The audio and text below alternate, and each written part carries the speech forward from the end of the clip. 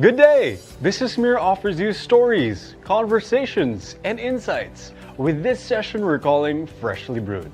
Like great coffee to savor, Freshly Brewed tells compelling stories through the interaction between the most interesting people and BusinessMirror's roster of journalist hosts, discussing the hot issues of the day or topics still unfolding or brewing.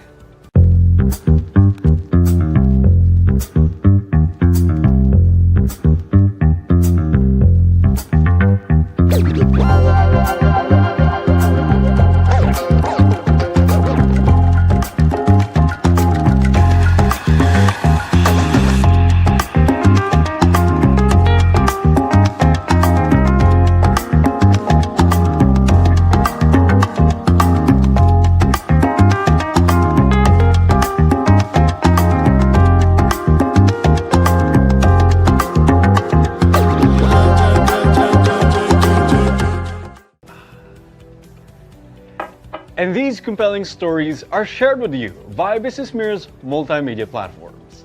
At an early age, Jose Carlo S. Mateo was already exposed to architecture thanks to his father, architect Orly Mateo. Now he is the CEO and principal architect of MANA Consultancy Incorporated, a company that was started by his father. Let's listen in to his conversation about his latest projects and his thoughts on his latest trends in architecture with our host for today, John Eiron Francisco, BusinessMirror's multimedia content producer.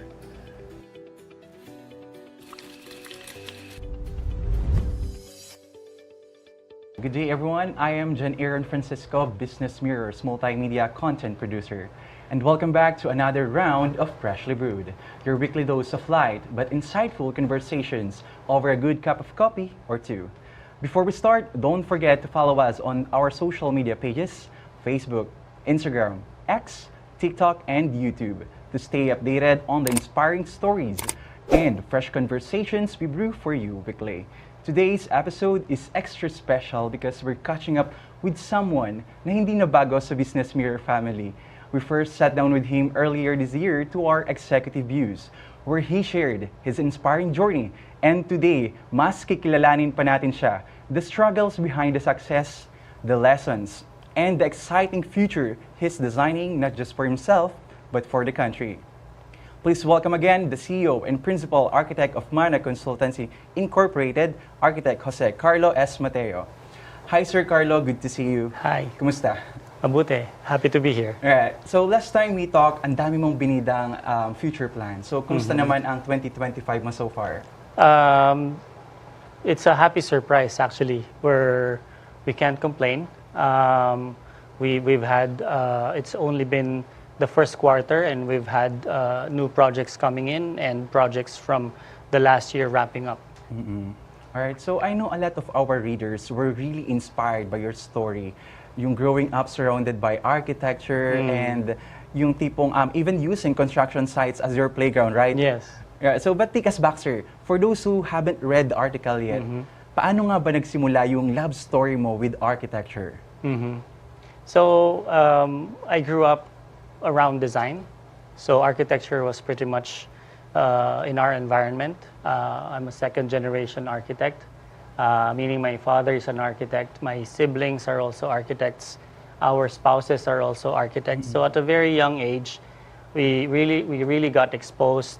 We got to join my father around the job site, and also my dad has a home studio. So as an 8-year-old, we'd be playing on the ground right in front of his desk. So we grew up watching my dad. And also, sir, I remember from our first interview, ang cute ng story mo about your dad driving you around Makati. Yes, that's right. That's showing right. you the buildings they designed. That's correct. Yeah. So in the 80s, I don't know if they still do it today, during Christmas time, the buildings would set up the Belen. It's like, it feels like a contest sa kanila, whoever could come up with the best lit up Belen. So we would drive around Ayala, Buendia, just to see the Belen. But at the same time, my dad was pointing out the buildings that he and his firm designed. So he would let us know they designed this building or that building. And then at an early age, I was at awe of the idea wherein somebody can come up with creative ideas in your mind, and then through time and a lot of work, it gets built. So from something in your imagination to something very physical. So at an early age, parang yun yung enlightenment sa akin about architecture. So would you say na parang malaking factor talaga yung Oh, yes, early yes. exposure mo? Yes, on yes. how- My dad played a huge part, and a huge influence on me. So parang meant to be ka talaga to be an architect. Pero honest question, sir, growing up in a family of architects, hindi ka ba na pressure? Like, was there ever a rebel phase where you thought, ayoko maging architect, gusto ko maging astronaut? May moment ka bang ganun? Actually, mas makulay sana yung kwento kung meron. Sir, what are some of the biggest lessons from your father, si Architect Orly Mateo, na bitbit mo pa rin until now? Especially you're the boss now. You're not just only leading your own team, but your company. I think the biggest lesson is stay true to your values.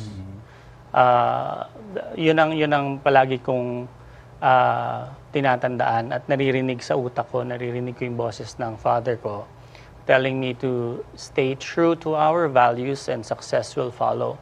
All projects face immense difficulties. You get pulled in so many directions, and it's a balancing act, making sure you satisfy so many considerations.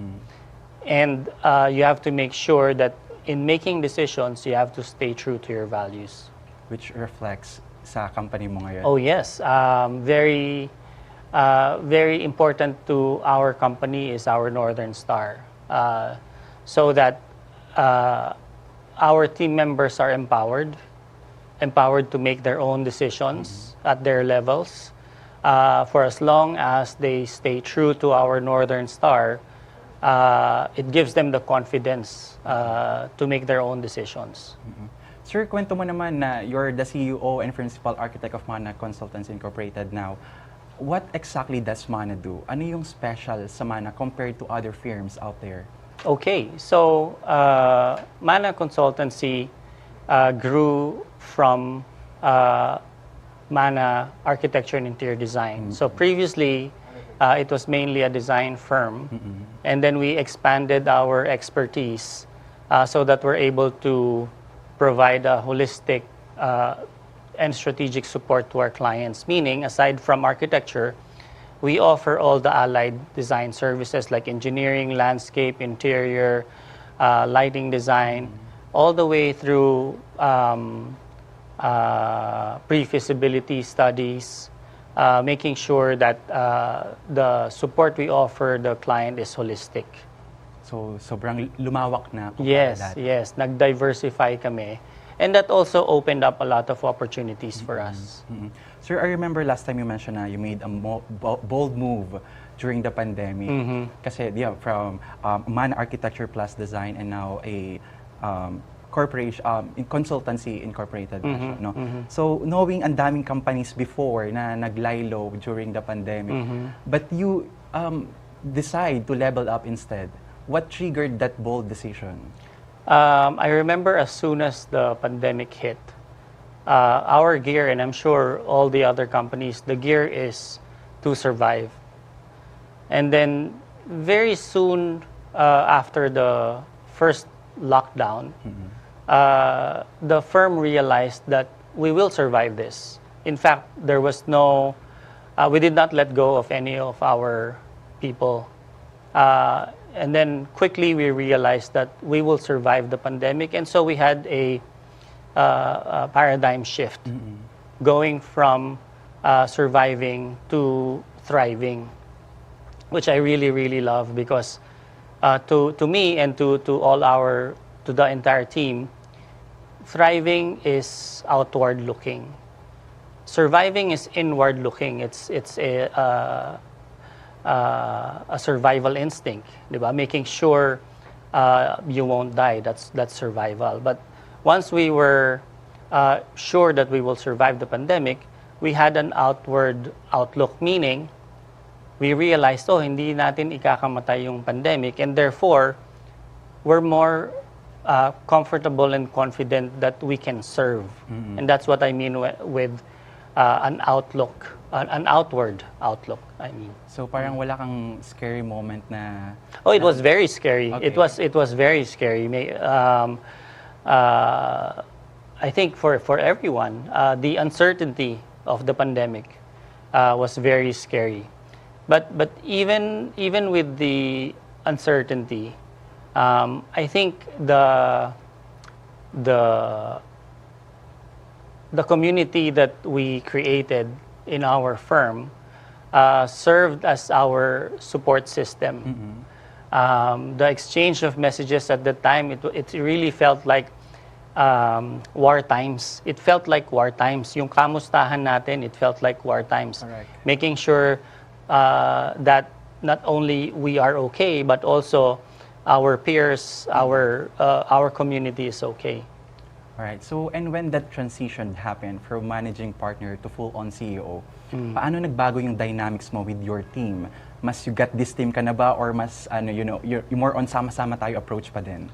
I think a big difference is a greater focus on leadership. Okay. So I went from becoming part of the team to leading the team. And not only leading the team, but also mentoring new leaders of the organization. So that's actually one of my biggest focus, which is to develop the new leaders of our organization. Pero was there ever a moment na na-overwhelm ka? Kasi di ba sabi nila, when you shift from being a creative guy to being a boss guy, mas nababago or mas nag-elevate ba or nag-improve yung skills na kailangan dito? It's overwhelming every day. It's an everyday struggle. And then when I wake up in the morning, I wake up with gratitude. So while it is overwhelming, I turn on the switch to go from overwhelmed to grateful, meaning with all the things that we aim to do, it can get daunting. But at the same time, instead of thinking, I need to do this, ang iniisip namin, we get to do this. So yung ganong mindset, parang automatically, feeling namin ang swerte namin. Ang swerte namin na meron kaming opportunity gawin to. Alright, so sir, and now that you've been in that role for a while, do you feel like you found your rhythm na? Like, do you now see leadership as another, form of creativity rin in a way? Oh yes. With leadership, you have to be creative, because you're dealing with people. Yeah, correct. And people have different personalities. One of the earliest and quickest lessons I had to learn is that I cannot expect them to be me. And I shouldn't expect them to be me. While we have established our Northern Star, our values, we celebrate our diversity. Yeah. Diversity in every sense, meaning iba-iba tayo, and we celebrate that. I encourage our architects to express their personalities. But for us to stay strong as a team, they express their personalities while staying true to our values. Yeah, correct. So, sir, speaking of creativity, let's shift gears a bit and let's talk about the side of you. Kasi Yes. at the core of it all, you're still an architect. And as architects, we're not just building structures, we're building dreams and memories and spaces that, that define how people live, love, and grow. So, can you walk us through your process? Like, paano mo sinisimulan yung isang project? Like, nakikinig ka muna ba sa music or nagtatravel ka? So, sir. Actually, it all starts with the client interview. Okay. Empathy. Empathy is very important. We need to learn the story of our client.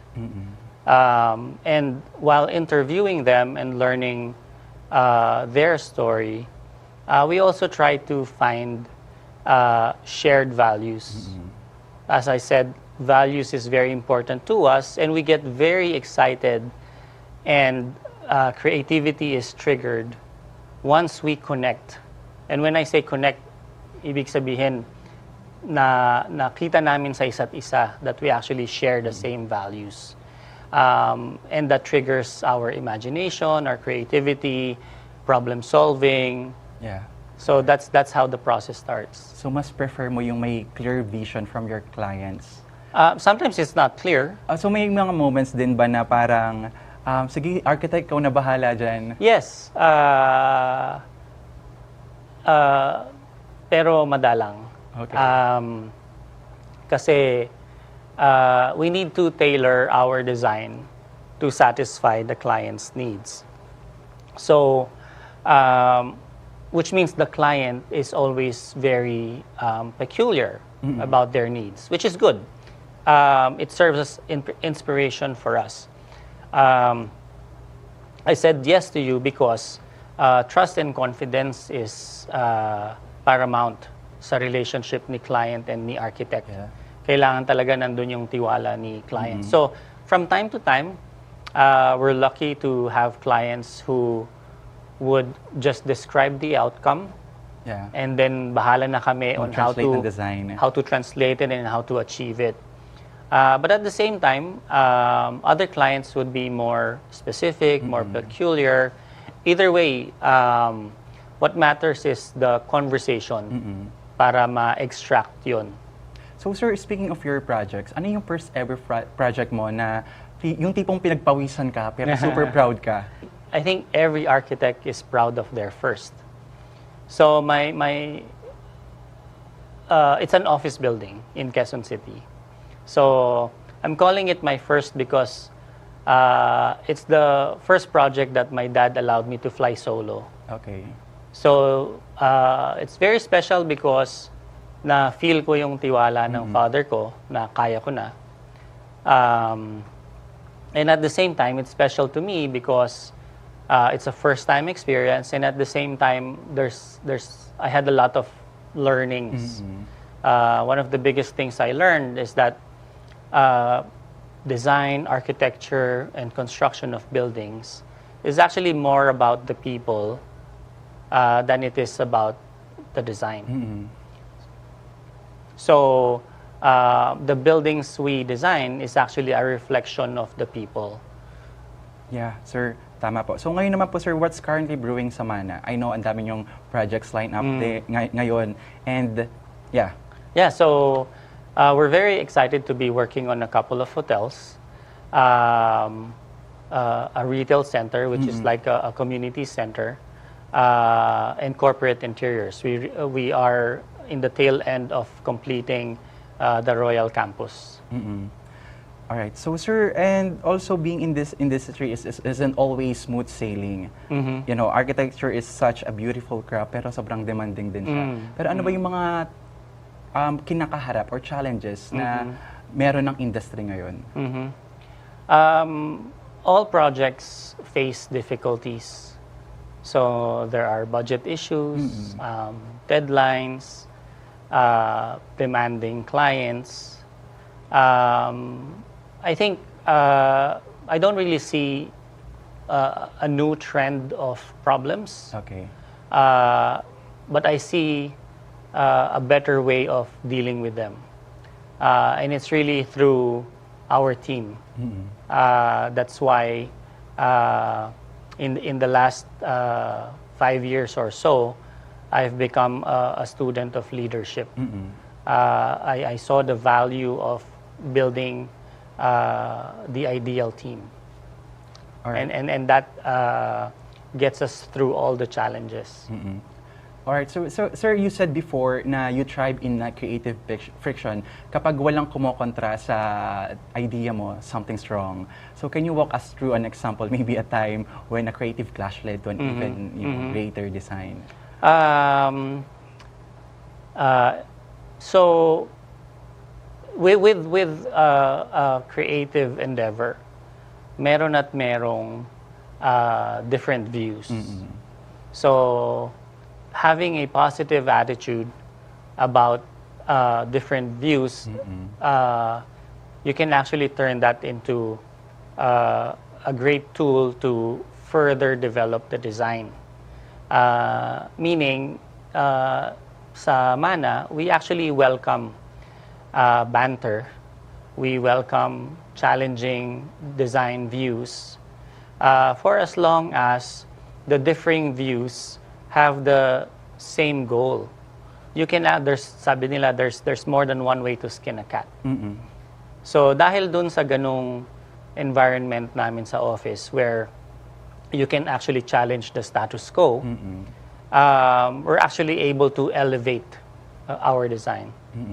All right, so it's so cool to see how you embrace collaboration, no? Kasi kahit minsan may tension.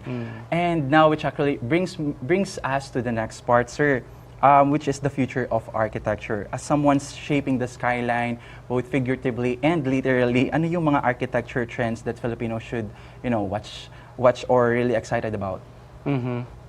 I think, especially going through the pandemic, sustainability is still there. In fact, in my opinion, sustainability should be a staple. Okay.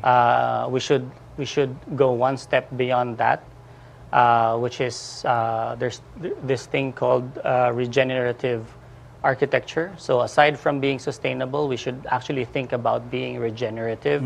Regenerative meaning always constantly looking to improve the environment, not just sustain it, but improve it.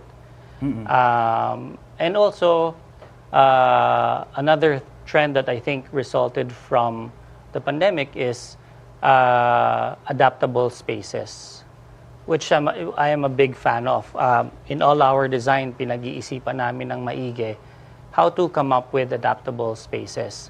I think it's very wise because when you say adaptable, it's creating spaces that are flexible for what you need now, but also intuitive of what you need later, which means that space can easily transition into your future needs.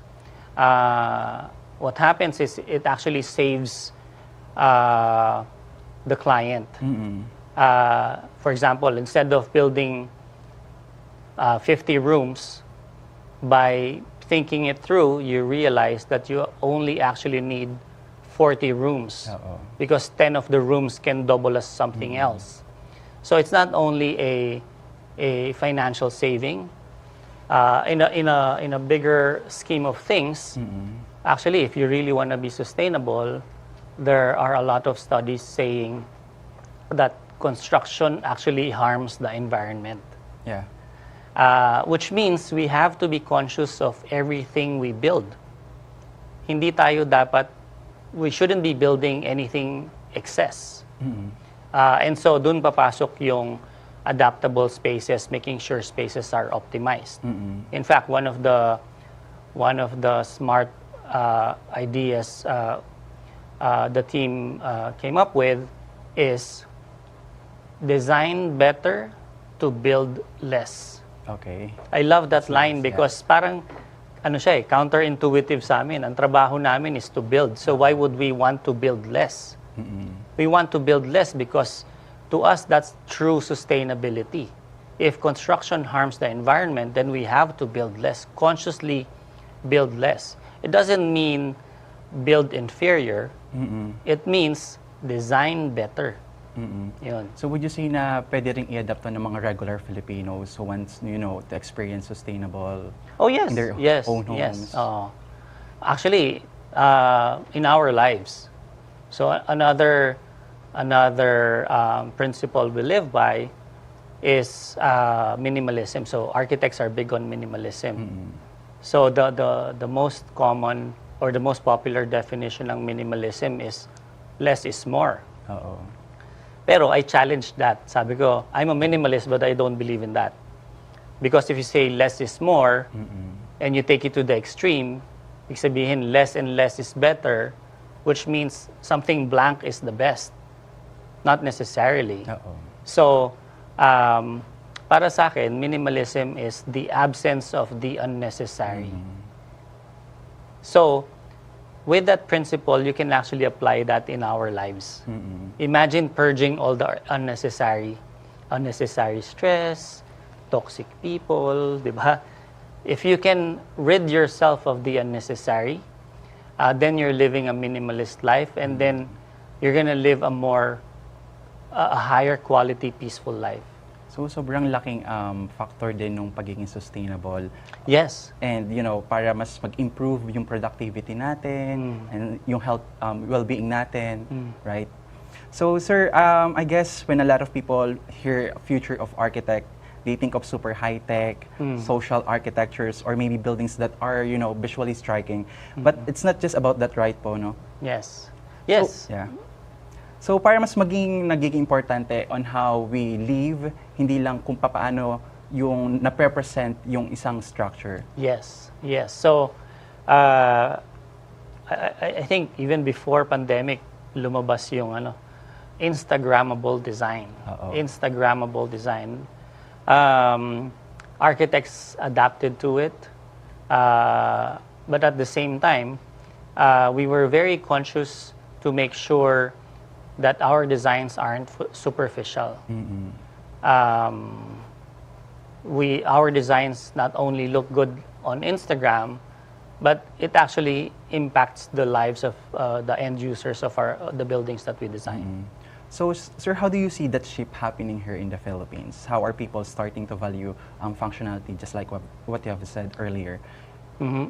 I think in terms of appreciation of quality architecture, not only the functionality of it, but quality architecture in general. I think the public is more exposed to quality architecture, not only locally, but also because of accessibility of travel. So many Filipinos get to travel abroad, and then they see what's out there. In fact, there's even comedians joking about once they travel, ang unang papasok sa isip nila, bakit ganun sa Pilipinas? Bakit wala tayo nito sa Pilipinas? And to me, the answer is design. We need to aspire for a better environment, a better Philippines, and we can do that through design. All right, so sir, of course we can talk about the future without talking about AI. Yes. I mean, it's everywhere, from designing graphics to creating content and even producing music. So no, AI is becoming a huge part of every industry. So do you think we'll see more architects using AI? Actually, AI is here. Okay. In our industry,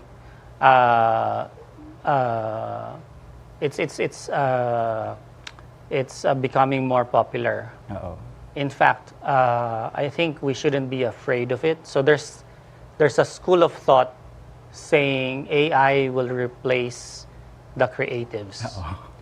Specific to architecture, so the question is, will AI replace architects? Can AI design buildings? In my opinion, AI is a great tool and architects should use it. Architects should use AI to be more efficient. Architects should use AI to analyze building information better. So we're talking about green architecture. We're talking about efficiencies of the building. How efficient is your air conditioning? How efficient is your use of power? And all of those can be computed by AI. And all of those are information. What you do with the information is what's human about architecture. So in my opinion, while AI is here, I don't think AI will ever replace human empathy. Translating the client's story into design and into a physical structure, to me, is still very human. So you're not worried? Oh, no. Yeah. I don't think we need to be worried about AI. Yeah, so kasi AI is a great tool, but there's still something about human touch. Yes, definitely. So if there's a message for architects, I don't think we need to be concerned about AI replacing or taking our jobs. I think we need to be concerned about staying competitive. And to stay competitive, we should be thankful that AI is here. Oo. AI is here for us to use and serve our clients. Alright, so sir, gusto ko lang balikan yung sinabi mo last time that one of your dream projects together with MANA is to design beautiful public spaces, schools, hospitals, and not just luxury projects. And I'm curious, sir, bakit yun yung advocacy mo? So when I travel abroad, we get to visit areas where it's not necessarily posh or upscale or lugar ng mayaman. Oo. It's actually for the people, and yet highly elevated. So I wish we could have something similar in the Philippines, where public buildings are well designed, public housing are well designed, public schools are well designed, where it's really tailored and focused so that learning is enhanced and teaching is enhanced. And it applies to every other type of building. Oo. Public hospitals, public universities. Yeah. Alright, so sir, now that you've already handled projects in Aklan, Davao, and all over Metro Manila, how close do you think you are making that dream a reality? Not as close as we would want to. Okay. Access to public projects, not as easy. Okay. Alright, so tama yung sinabi mo kanina na hindi lang mga rich people dapat yung nakakakita or nakararanas ng good design. Kasi usually pag sinabi magandang design, ang inisip agad ng tao, baka pang private projects lang yan or what. So, but you've always emphasized the design should be for everyone. Yes. It really should be for everyone. Because to us, architecture can really uplift lives and communities.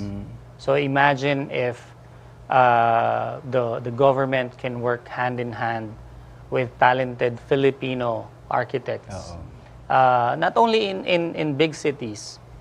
Actually, the dream is to develop outside Metro Manila. Diba? Imagine if we can develop our provinces thoughtfully. It breaks my heart to see provinces lose their provincial character and become a cookie-cutter city. Yeah. So imagine if you can design your province preserving your identity. Yeah, correct. So yun, that's the dream.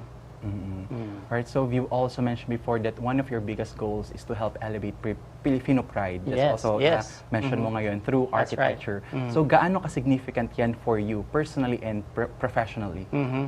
It's in everything we do. We are Filipinos. We design for Filipinos in the Philippines. So we have to come up with strong Filipino architecture. Does it mean mukhang bahay kubo? Does it mean mukhang bahay na bato? Not necessarily. To me, there is such a thing as modern Filipino architecture. For as long as we listen empathetically to our client and really understand their story and translate it. If they want something modern and translate it into something modern, then to me that's modern Filipino architecture that speaks the character of our client. So grabe, Sir Carlo, nakaka-inspire yung vision mo. And I think many young architects watching this right now are probably taking notes, but not just on design, but on purpose. So, and this has been such an eye-opening conversation, Sir Carlo. You've given us so much to think about from the future of architecture, how we can make sustainable choices on our homes, and to creating a bigger, more inclusive vision of architecture for the future. But before we end, I just want to ask you, for the young architects or students out there, ano ba yung mensahe mo or one piece of advice you want to give them? Maybe a few, not just one piece of advice. First, be a lifelong learner. You have to love learning. With architecture, we never stop learning. That's one. Second is, the road ahead is difficult. So we have to be resilient. It actually never becomes easy. We just make it look easy. Uh-oh. But the work is not easy, and it will never be easy. So you have to be ready. You have to build your resilience. And then third, stay true to your values. Success will follow. Ano ba yung mga expectation versus reality na tinatawag natin sa Oh, industry? expectation versus reality. Maybe for fresh graduates. Okay, yeah. Yung ano ko, fresh graduate story ko. I was highly competitive in school. I would join me and my wife, my girlfriend back then. We would be teammates. We would be joining design competitions. And we were highly competitive. We thought we were doing great. We even talked about becoming the next big thing. We're going to be the next Leandro Locsin. We're going to be the next Frank Lloyd Wright. We're going to be the next Norman Foster. And then, coming out of college, first job, we were so excited. Okay, nag-apply ka, tinanggap ka, first day on the job. I knew nothing. Very humbling experience. Very, very humbling experience. I thought I was one of the best in school, and yet here I am, practically a dishwasher in the kitchen. But I took that on with stride. I was humbled. And the realization is I have so much to learn. I guess doon nagsimula yung lifelong journey nung love for learning. Sir, also, nabanggit niyo din before na yung continuous learning is very important. Yes, yes. Alright, so sir, and lastly, when it's all said and done, Sir Carlo, after all the sketches, the site visits, the sleepless nights, and the completed projects, how would you want people to remember your work and the philosophy of behind MANA? I'm gonna borrow a couple of words from a dear friend and client. I want our work to be remembered as Filipino elevated. So talagang passionate talaga kayo Yes, sa philosophy na yan. Yes, yes. Alright, so Sir Carlo, thank you so much, and grabe, what inspiring. Thank you for having me. So what inspiring and insightful conversation. I'm sure marami sa ating mga viewers ang mas na-appreciate ngayon yung beauty and the hard work behind the spaces we live in. So to everyone tuning in, I hope today's episode sparked something in you to dream bigger, build better, and to see the world around you through a more thoughtful lens. So don't forget to follow Business Mirror on our social media pages for more stories that inform, inspire, and empower. Once again, this has been Eiron Francisco, your host for today's episode of Freshly Brewed, where we talk about life, dreams, and everything in between over a good cup of coffee. See you next time. And that wraps up our Freshly Brewed episode for today. Thank you for tuning in to Freshly Brewed. Stay informed, stay inspired, and make smarter choices every day with Business Mirror. For the latest stories and updates, visit our website, businessmirror.com.ph, for a broader look at today's business. And follow us on our social media channels. Stay ahead, know more, and see you next time.